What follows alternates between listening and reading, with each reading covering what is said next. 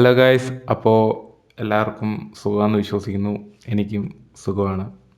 വളരെ പറഞ്ഞറിയിക്കാൻ പറ്റാത്ത രീതിയിലുള്ള സുഖങ്ങളാണ് ഞാൻ ഈ അടുത്തിടയ്ക്കായി അനുഭവിച്ചുകൊണ്ടിരിക്കുന്നത്. ഗായ്സ്, നമ്മൾ കുറച്ച് നാൾക്ക് ശേഷം പിന്നെയും വീഡിയോ എടുത്തുകൊണ്ട് വന്നിരിക്കുകയാണ്. അതിനൊരു കാരണമുണ്ട് ഗായ്സ്. എവിടുന്ന് തുടങ്ങണമെന്നറിയില്ല. പറയാനാണെങ്കിൽ ഒരുപാട് കാര്യങ്ങളുണ്ട് പറയാൻ. ഏകദേശം ഒരു 2 മാസം പുറകിലേക്ക് പോകണം, അവിടെ നിന്ന് തുടങ്ങാം. അപ്പോൾ ഗൈസ്, അപ്പോൾ 2 മാസങ്ങൾക്ക് മുമ്പ് എനിക്കൊരു സർജറി ഉണ്ടായി. പുറത്തെന്ന് പറയുമ്പോൾ ഒത്ത നടുക്ക് ആയിട്ടൊരു സർജറി ഉണ്ടായി. അതിനെ തുടർന്ന് ഒരു 1.5 മാസം ഒറ്റക്കിടപ്പ് ബെഡിൽ. അങ്ങോട്ട് അനങ്ങാനൊക്കത്തില്ല, ഇങ്ങോട്ട് വരാനൊക്കത്തില്ല. അനങ്ങിക്കഴിഞ്ഞാൽ ആ മുറിവ് സീനാകും, പിന്നെ ബ്ലീഡിങ് ഉണ്ടാകും. അപ്പോൾ ഒറ്റ കിടപ്പായിരുന്നു വയസ്സ്. അപ്പോൾ ഇത്ര നാൾ ഇപ്പോൾ അതൊന്ന് കരിഞ്ഞ് വന്നിട്ടുണ്ട്. സർജറി എന്താണെന്ന് വെച്ച് കഴിഞ്ഞാൽ വലിയതായിട്ടൊന്നുമില്ല, ഒരു മൈനർ സർജറി ആയിരുന്നു. എന്ന് വെച്ച് കഴിഞ്ഞാൽ പുറത്തൊരു ചെറിയ ഒരു എന്താ ഇപ്പോൾ അതിന് പറഞ്ഞത്, നമുക്ക് ഈ ചൂടുകുരുവൊക്കെ വരത്തില്ലേ, അതേപോലൊരു ഇത് വന്നതാണ്. ഞാൻ വലിയ കാര്യമാക്കിയില്ല, സ്ഥിരം ശരീരത്തൊക്കെ ഉണ്ടാകുന്നതല്ലേ, അതുകൊണ്ട് അത് വലിയ കാര്യമാക്കിയില്ല. പിന്നീട് അത് ഇരുന്നങ്ങ് ഇങ്ങനെ വലുതാകാൻ തുടങ്ങി. ഒരു മുഴയൊക്കെ ഉണ്ടാകത്തില്ലേ, അതേപോലെ അങ്ങ് വീർത്ത് കയറി. അപ്പോൾ നേരെ കൊണ്ടുപോയി ഡോക്ടറിനെ കാണിച്ച്, സർജനെ കാണിച്ച്. ഇപ്പോൾ സർജൻ കണ്ടപ്പോൾ അന്നേരം തന്നെ പറഞ്ഞു, നീ നാളെ വാ, നമുക്കതങ്ങ് കീറാം. ഞാനാണെങ്കിൽ എൻ്റെ കിളി പോയി. എനിക്ക് ഈ ഓപ്പറേഷൻ സർജറി അതൊക്കെ കേൾക്കുമ്പോഴേ മേലുവിരിക്കും, ഭയങ്കര പേടി എനിക്ക്. എൻ്റെ കിളി പോയി.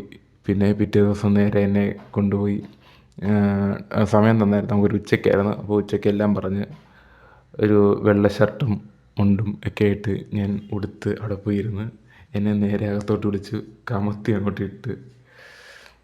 പിന്നെ എന്താണെന്നറിയത്തില്ല, പുള്ളി എന്തൊക്കെയോ എൻ്റെ അടുക്കൽ സംസാരിച്ച്. എന്ന് വെച്ച് കഴിഞ്ഞാൽ നമ്മൾ അറിയാമല്ലോ, ഡോക്ടർമാർക്ക് അറിയാമല്ലോ നമ്മൾ എന്തൊക്കെയായിരിക്കും ചിന്തിക്കുന്നതെന്ന്. അപ്പം നമ്മളെ ഒന്ന് കൂളാക്കാൻ വേണ്ടി പല കാര്യങ്ങളും പുള്ളി സംസാരിക്കുക. പക്ഷേ എൻ്റെ മൈൻഡിലാണെങ്കിലോ സർജറി. മറ്റേ ഓരോ വീഡിയോസ് കണ്ടിട്ടില്ലേ, അതിനകത്ത് ഇങ്ങനെ കയറുന്നത്, ഞാനതെല്ലാം ഓർത്തോണ്ടിരിക്കുക.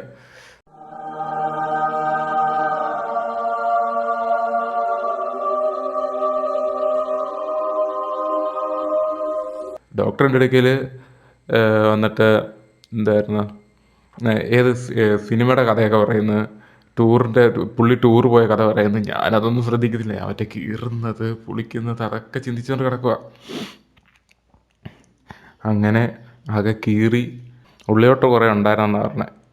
സംഭവം ഇരുന്നങ്ങ് പഴുത്ത്. അപ്പോൾ ആ പഴുപ്പ് മൊത്തം എടുത്ത് കളയണമായിരുന്നു. അപ്പോൾ ഉള്ളിലോട്ടുള്ള എല്ലാം കട്ട് ചെയ്ത് കളഞ്ഞ് അങ്ങനെ ഒരു കോലമായി പുറം.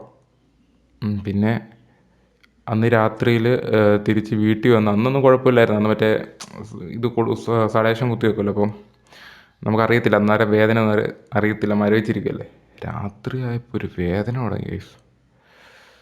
അയ്യോ, അനങ്ങാനൊക്കത്തില്ല, പുറം അനങ്ങാനൊക്കത്തില്ല, ഒറ്റ കിടപ്പ് കിടക്കണം. ഒന്ന് അനങ്ങി കഴിയുമ്പോൾ ഭയങ്കര വേദനയായിരുന്നു. രാത്രി എങ്ങനെയൊക്കെയോ ഉറങ്ങി. രാവിലെ എണീച്ച് നോക്കിയപ്പോൾ പുറത്തുകൂടി ഇങ്ങനെ ബ്ലഡെല്ലാം കൂടെ ഒലിച്ചിറങ്ങി. പുറത്തൊരു പഞ്ഞി വെച്ചിട്ടുണ്ട്, അതങ്ങ് വീർത്ത് ഈ ബ്ലഡെല്ലാം കൂടെ വന്ന്. എനിക്കത് കണ്ടപ്പോഴേ തല കറങ്ങി. ഒന്നാമത് എനിക്ക് പേടി, അപ്പം അതൊക്കെ കണ്ടു കഴിഞ്ഞാൽ എൻ്റെ അവസ്ഥ എന്തായിരിക്കും. അങ്ങനെ സംഭവം ഇത് സ്റ്റിച്ചിടത്തില്ല, ഇങ്ങനെയുള്ള ഇതിനൊക്കെ സ്റ്റിച്ചിടത്തില്ല. അപ്പോൾ ഇതിങ്ങനെ മുറിച്ച പോലെ തന്നെ ഇരിക്കുക. അതിനകത്ത് ഇങ്ങനെ പഞ്ഞി വെച്ച് ഈ മരുന്ന് വെച്ച് ഇങ്ങനെ ഡ്രസ്സ് ചെയ്യുക ചെയ്യുന്നത്. അതായിരുന്നു ബ്ലഡൊക്കെ വരാൻ കാരണം. അപ്പോൾ അതുകൊണ്ട് തന്നെ അനങ്ങാനും ഒക്കത്തില്ല. 2 ദിവസം കൂടി പോയി ഡ്രസ്സ് ചെയ്യണം.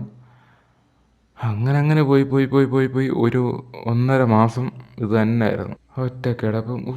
നമ്മൾ ഈ കമന്ന് കിടക്കുമ്പോഴേ നെഞ്ച്, ഈ കൈയുടെ മുട്ടൊക്കെ ഇങ്ങനെ കുത്തിയില്ല കിടക്കത്തില്ല, എന്തോ വേദന ആയതുകൊണ്ട് അനുഭവിക്കാനുള്ള എല്ലാം അനുഭവിച്ച് ഏതാണ്ട് ഒരു 1.5 മാസം ആ ഹോസ്പിറ്റലിൽ തന്നെ ആയിരുന്നു.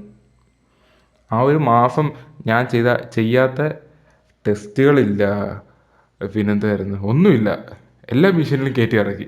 അയ്യോ, അതൊരു നരകമായിരുന്നു, പറയാനില്ല. അങ്ങനെ ഇപ്പോൾ എല്ലാം സെറ്റായി വന്ന് അതിൻ്റെ ഇടയ്ക്ക് ജോലി ഉണ്ടായിരുന്നു, അതിൻ്റെ കാര്യം ഒരുമാതിരി തീരുമാനമായി. ഇനി അതെന്തോന്ന് അറിയത്തില്ല. ഇപ്പോൾ ഇനി ഇതെല്ലാം കഴിഞ്ഞിട്ട് വേണം നേരെ പോയി കാല് പിടിക്കാൻ. അതിൻ്റെ കാര്യം ഇനിയൊന്നും അറിയത്തില്ല എന്തായെന്ന്.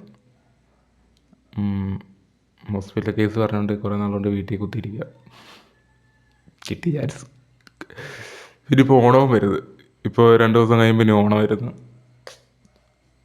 ഇനി അതിൻ്റെ കൂടെ കഴിഞ്ഞിട്ട് എന്താണെന്ന് വെച്ചാൽ നോക്കാമെന്ന് വിചാരിച്ചാൽ. അപ്പോൾ ഗൈസ്, ഇതായിരുന്നു എനിക്ക് ഉണ്ടായ കുറേ അവസ്ഥകൾ. ഇതാരോടും ഞാൻ പറഞ്ഞില്ല. ചുരുക്കം എൻ്റെ ഫ്രണ്ട്സിനോട് പറഞ്ഞു ഇങ്ങനൊരു സംഭവം ഉണ്ടായത്. വേറെ ആർക്കും അറിയത്തില്ല. ആരോടും ഞാൻ പറയാൻ നിന്നില്ല, എന്തിനാ. അപ്പോൾ ഗൈസ്, നമ്മൾ പുതിയതായിട്ടൊരു കാര്യം ചെയ്യാൻ പോവാണ്. നമ്മുടെ വീഡിയോയിൽ ഇന്നേ വരെ നമ്മൾ ചെയ്യാത്തൊരു സംഭവമാണ്. അത് ഞാൻ വരുന്ന സമയങ്ങളിൽ പറയാം. അതിൻ്റെ പേര് പ്രോജക്റ്റ് എൽ എന്നാണ്. അപ്പോൾ നമ്മുടെ പ്രോജക്റ്റ് എന്താണെന്ന് വയ്യാതെ ഞാൻ പറയുന്നതായിരിക്കും. അപ്പോൾ അതിനു വേണ്ടിയുള്ള ഓട്ടത്തിലാണ് ഞാൻ. അതൊരു ഒന്നൊന്നര ഐറ്റമാണ് ഗൈസ്.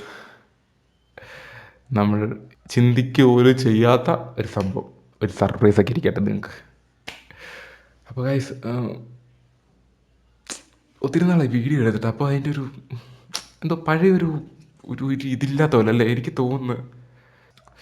ഇപ്പം ഭയങ്കര ഇതല്ലേ, അതായത് യൂട്യൂബിലും ഇൻസ്റ്റയിലും ഒക്കെ ആയിട്ട് ഭയങ്കര ഇപ്പോൾ കുറേ ഇൻഫ്ലുവൻസേഴ്സ് ഉണ്ടല്ലോ. അല്ല, ഒരുപാടുണ്ടല്ലേ, എല്ലാവർക്കും ഉണ്ട്. ഇപ്പോൾ 1,00,000 സബ്, 1,00,000 ഫോളോ എന്നൊക്കെ പറയുന്നത് വളരെ നിസ്സാരമുള്ള കാര്യമാണ്. അപ്പോൾ ഒരുപാട് ആൾക്കാരുണ്ട്. ടൈറ്റായിട്ടുള്ള കോമ്പറ്റീഷൻ വന്നിരിക്കുകയാണ് ഗൈസ്. പക്ഷെ നമുക്കൊന്നും പ്രശ്നമില്ല. നമ്മൾ വളരെ യുണീക്കാണ്.